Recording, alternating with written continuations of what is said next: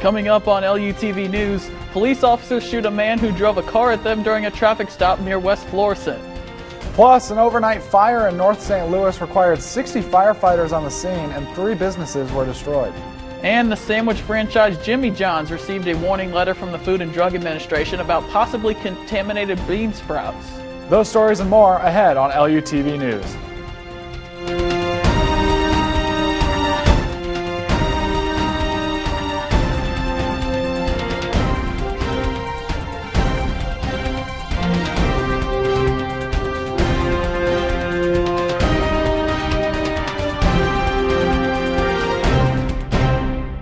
Welcome to this edition of LUTV News. I'm Seth Chilcutt. And I'm Joey Messenbrink. Thanks for joining us. A man has been charged after a deadly shooting in Maryland Heights Monday night. 30-year-old Michael Honkamp of Florissant has been charged with first-degree murder after shooting and killing 45-year-old Maria Lucas at the Maryland Heights Community Center. Police say more than 100 people were in the community center at the time of the shooting. Honkamp was then approached by a Maryland Heights police officer and gunshots were exchanged, leaving Honkamp severely injured. The officer was not hurt. City officials say Honkamp was a part-time janitor at the center and had been sent home early that day, but no exact motive for the killing has been released yet. A Florissant man was shot and killed while in his vehicle Tuesday night in St. Louis. Police say 30-year-old Mac Hamilton was found in his car at the 4400 block of North 19th Street in St. Louis's College Hill neighborhood late Tuesday night. He had been shot multiple times. The shooting marks the 100th in St. Louis so far this year in only 56 days. A man has been shot by police during a traffic stop Tuesday afternoon around 1:30. 2 Velda City officers pulled over a man on Octavia near West Florissant. During the stop, the man started to drive towards the officers, prompting them to open fire, hitting the man multiple times. The man led officers on a short chase before hitting another car in a minor crash. He has been taken to the hospital with critical injuries, but is expected to survive. A blaze tore down 3 businesses in North St. Louis early Wednesday morning. Just after midnight, 60 firefighters responded to the scene at a strip mall on the intersection of Natural Bridge and Clarence Avenues. Dollar World Plus, Boost Mobile, and a beauty supply store are noted as a complete loss. There has been no word on what started the fire. A car crashed into Chris's Pancake and Dining in South St. Louis. Tuesday, on National Pancake Day, a car drove into the front entrance of the building while they were open. Luckily, no one was hurt, but Chris's was forced to shut down because of the severe damages. They are hoping to repair damages and reopen by the end of the week. The infant born to an 11-year-old St. Charles rape victim is in intensive care at St. Joseph's Medical Center. The baby, who was born 2 months early by a girl who was unaware she was pregnant, who is now in foster care. 17-year-old Norvin L. Lopez Canty is accused of raping the girl around 100 times. Francisco J. Gonzalez Lopez and Lesbia Canty are also charged for endangering the welfare of a child after allegedly not seeking medical attention to the child after she gave birth. The Bridgeton-based airline Trans-States Airlines has announced it will be shutting its doors for good by the end of this year. The airline operated as United Express and was a regional carrier for United Airlines. In a memo to employees, the CEO, Rick Leach, says that 2019 wasn't a very good year financially and that early indications don't show 2020 doing much better. In other airport news, lines at Lambert Airport may be moving a little quicker. Last Thursday morning, the St. Louis Airport Authority approved a plan to bring new tech to the airport. It's called Clear, and it scans your fingerprints and eyes instead of using a regular boarding pass and ID. Clear passengers will get their own express line, but if you want to take advantage of some quicker lines, it will set you back $180 a year. Straight ahead on LUTV News, we look back at Tuesday night's Democratic debate in South Carolina. Who pulled ahead prior to Super Tuesday? Find out when we come back.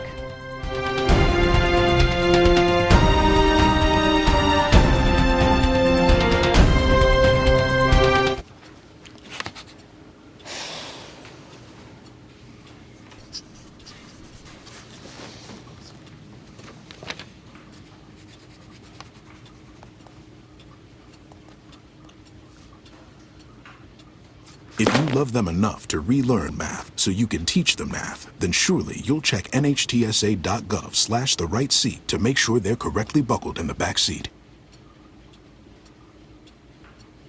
Because of you, I felt hopeless. I know it was a joke, but it still hurt me. Because of you, I felt wanted and not alone in this world. Because you said hi to me on the first day of school, I felt included and I knew that I was going to be okay.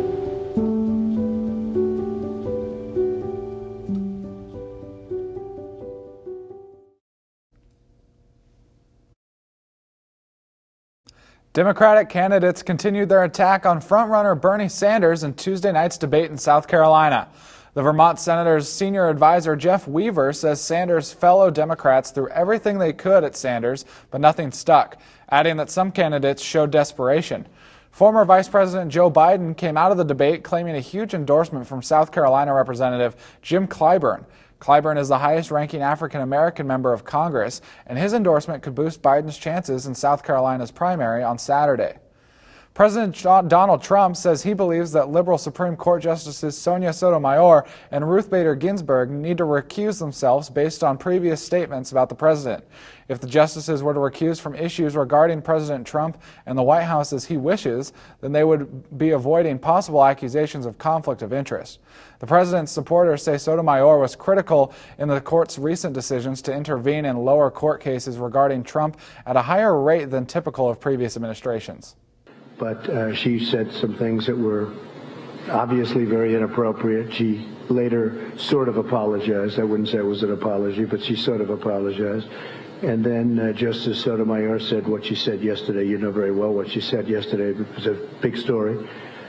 And I just don't know how they can not recuse themselves for anything having to do with Trump or Trump related. Before his press conference in India, Trump took to Twitter to discuss the matter, also highlighting previous statements by Justice Ginsburg made during the 2016 election, and the current statements made by Sotomayor. While Sotomayor never specifically mentions Trump, Trump says he feels the statements take away from the credibility and fairness of the court. Tuesday was the first day for candidates to file for election in the Missouri August primary. 349 people officially applied for their races, including Republican Missouri Governor Mike Parson.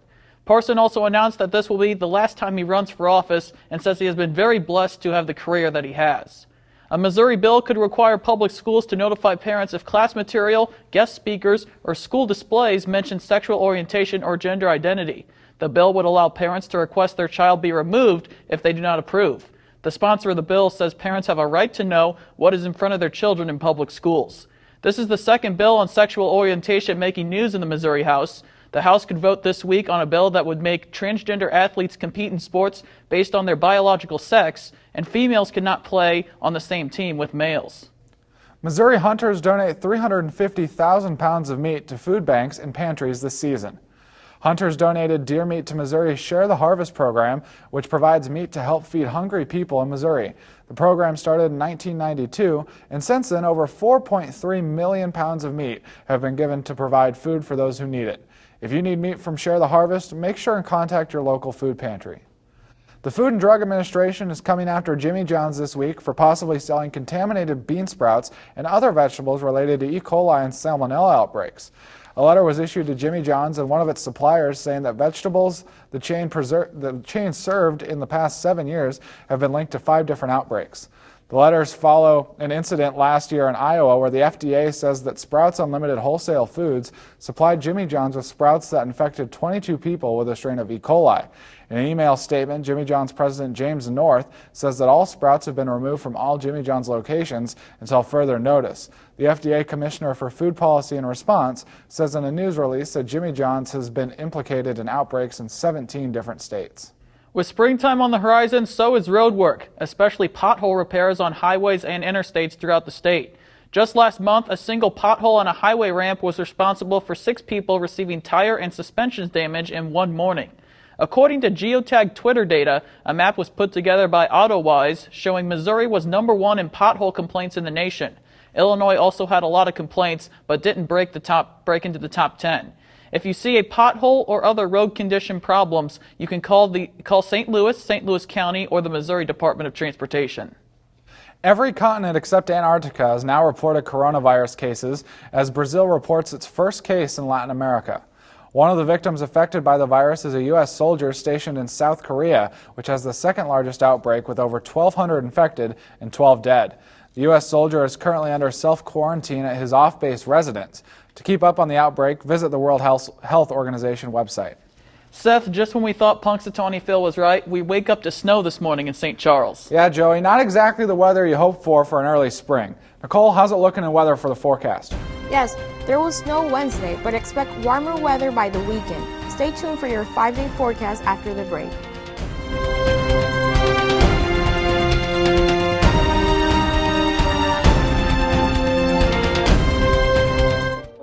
They call me Prince like I'm royalty or something. But the places I've lived ain't no palaces. So I don't need grilled salmon or a new scratching post. Just give me a cardboard box and a can of tuna and we're good. You can even change my name. I'm cool being the kitty formerly known as Prince.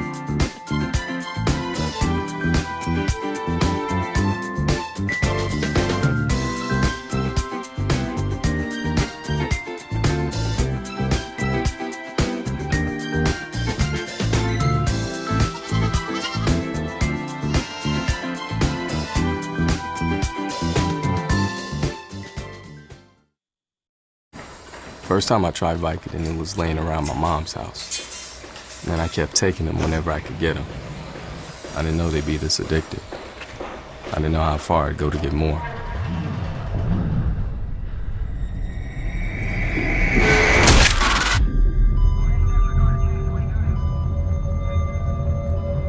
Opioid dependence can happen after just 5 days.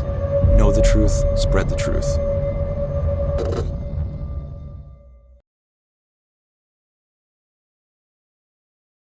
Welcome back.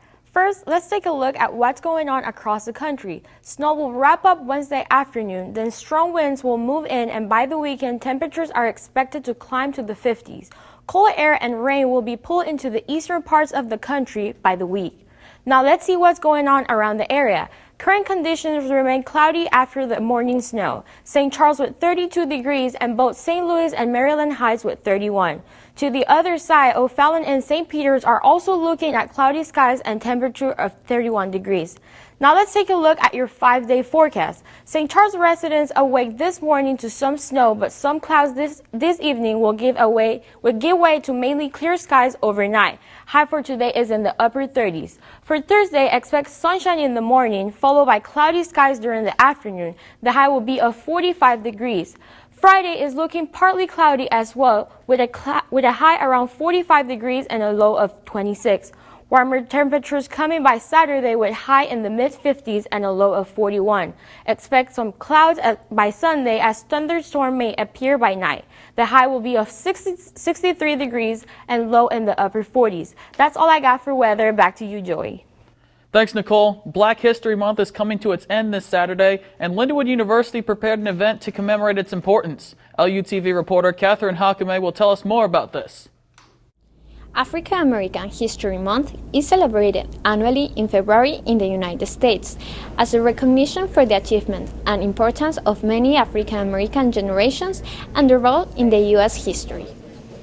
Each year, this event inspires schools and communities nationwide to organize local celebrations and host performances and lectures. On Tuesday, Lindenwood University organized an event called A Theology of Black Identity and invited Dr. Ben Sanders to commemorate and remember this important month. We brought Sanders as part of our Black History Month program here at Lindenwood University, but we have a commitment to making sure that every member of our community is included in such a way that we're not just counting heads, but that we're counting people's voices, that everyone's voice gets heard. And so it's important for us to bring scholars like Dr. Sanders here to make sure that all of our community understands that there are many, many ways to go about the academic study of religion.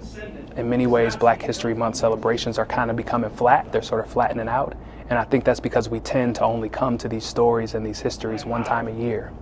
But if we committed ourselves year-round to studying Ella Baker and to studying Fannie Lou Hamer and Martin Luther King Jr. and Malcolm X and all of these great leaders, if we actually committed ourselves year-round to understanding their lives and how their struggles have shaped our country for the better, I think Black History Month celebrations in February would be rich. For LUTV, I'm Catherine Hagum. Joey, the Blues have really been on a run lately, huh? Yes, Seth. They are. They've won 5 straight, Graham. What's ahead in sports? Well, you guys, St. Louis celebrates the Blues' hard-fought win over their rivals, the Chicago Blackhawks. That and much more coming up on LUTV.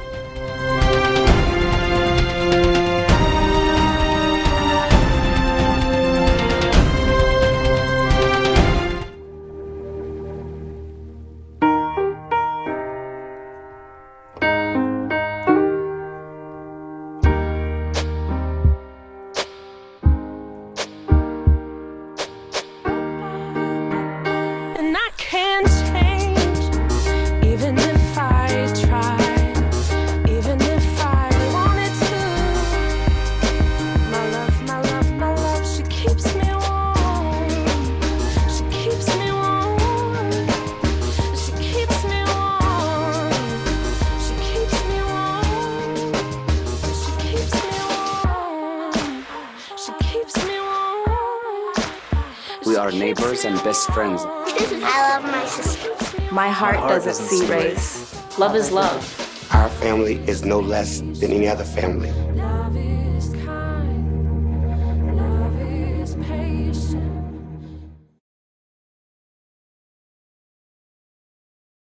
Welcome back. The Blues managed to continue their run with a win over the Blackhawks on Tuesday night. The game was back and forth, with the Blues pulling ahead 6-5 to win the game. Blues player Ryan O'Reilly says that the game was not really in the Blues style, but at the end of the day, they still got 2 points and a big win for the Blues. Blues gave up 3 goals during power plays. The season continues for them on Thursday with a game against the New York Islanders. Veteran St. Louis Blues defenseman Jay Bouwmeester addressed the media Wednesday afternoon in his first press conference since collapsing on the team's bench from a cardiac episode on February 11th. He is in better condition after his surgery to implant a cardiovascular defibrillator. Bouwmeester's career with the Blues is still in question, but we do know that he will not be playing for the rest of the season or in the playoffs. The Blues continue to stand by both Bouwmeester and his family. Tennis star Maria Sharapova is retiring from professional tennis. The 32-year-old has been battling shoulder issues for close to a decade. Even with this distraction, she won 5 Grand Slams and was ranked #1 in the world. She also achieved a silver medal in the Olympics and continued her success off the court as a businesswoman. In an essay written for Vanity Fair and Vogue, Maria asks, "How do you leave behind the only life you've ever known?" Maria first broke onto the professional scene at just 14 years old. The St. Louis Battlehawks look ahead to their game against the Seattle Dragons this coming Saturday. With a record of 2-1, the Battlehawks are looking to be in good form, but the Dragons are looking to rally after their loss to the Renegades this past weekend. Hopefully, the Battlehawks can set more XFL records like the one defensive back Joe Powell set on Sunday. He's the first XFL player to return a kickoff for a touchdown. The Battlehawks play Saturday in Seattle. Lindenwood women's basketball team is approaching the end of their regular season. With a record of 16-8, the Lions look to pick up 2 more wins before the hopeful start of their postseason run. The Lions played both the University of Illinois Springfield on Thursday and Lewis University on Saturday at home. With powerhouses like Hallie Billner leading the charge, we can only wish the Lions the best of luck in their final games of the season. I know I'm looking forward to seeing the women's basketball team play this weekend, as well as watching the Battlehawks play Seattle. That's all from me. Back to you, Joey. Thanks, Graham. In the modern age, there are still artists who like to work up a sweat and get their hands dirty. The Dirty Fingernails exhibition at the Foundry Arts Center celebrates printmaking by showcasing the skill and patience of these artists. LUTV reporter Nicole Ortiz has the story. I'm the exhibition manager here at the Foundry Arts Center. It's a nonprofit art center space made to promote art in the community and local businesses. We have exhibitions here, at least 6 every year, and sometimes a traveling exhibition that travels all throughout the world and country.